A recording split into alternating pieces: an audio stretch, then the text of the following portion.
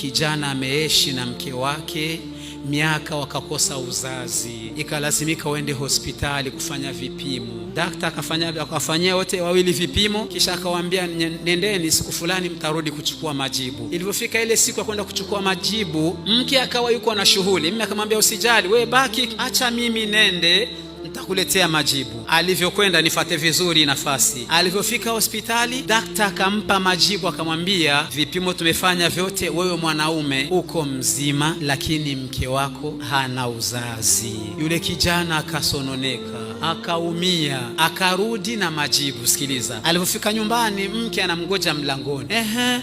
Umepewa jibu gani? Akamwambia mke wake, kwa kweli majibu sio mazuri, lakini sio mazuri kwako, sio mazuri kwangu, ni mazuri kwako. Wamekuta mimi sina uzazi, wewe ndio na kizazi. Nilikuwa nashakia tu, ache mimi, ache. Basi tangia hiyo siku hakuaga na heshima tena ndani ya nyumba. Ukifanya mimi nitaondoka zangu mimi hapa. Si nimeikaa tu hapa na jaza choo, maneno ya ajabu wallahi. Kashfa nyingi sana. Kijana ametulia mpaka siku moja dada akasema, mimi nimevumilia, nimechoka. Kaita familia zote mbili. Bwana, waonyeshe majibu, wape majibu hapa familia. Mimi nimechoka. Kijana na inama, mke wangu unataka kweli nitoe? Wape majibu.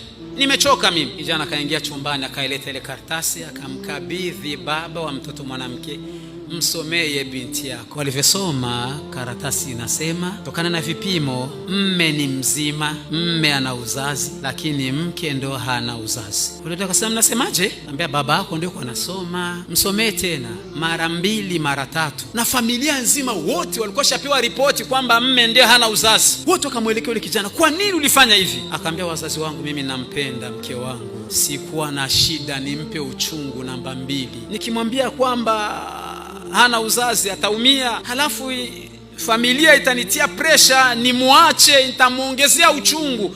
Nilitaka mimi tubaki naye, iko siku Allah atatupa kizazi kwa huruma wake. Lakini mke wangu hakunielewa, kaninyanyasa, kanitesa. Majibu ndiyo hayo. Sasa wanamuuliza kijana, unasemaje neno lako la mwisho? Mwe mnasemaje? Asemeje neno lako la mwisho? Binti dada ameinama chini, machozi tu, hana la kusema. Kijana akasema, mimi penzi langu bado liko pale pale, akinikubalia kuendelea kuishi, tutaendelea. Na hamu ya kupata watoto, nifanyeje? Nitachukua. Anasema pole pole.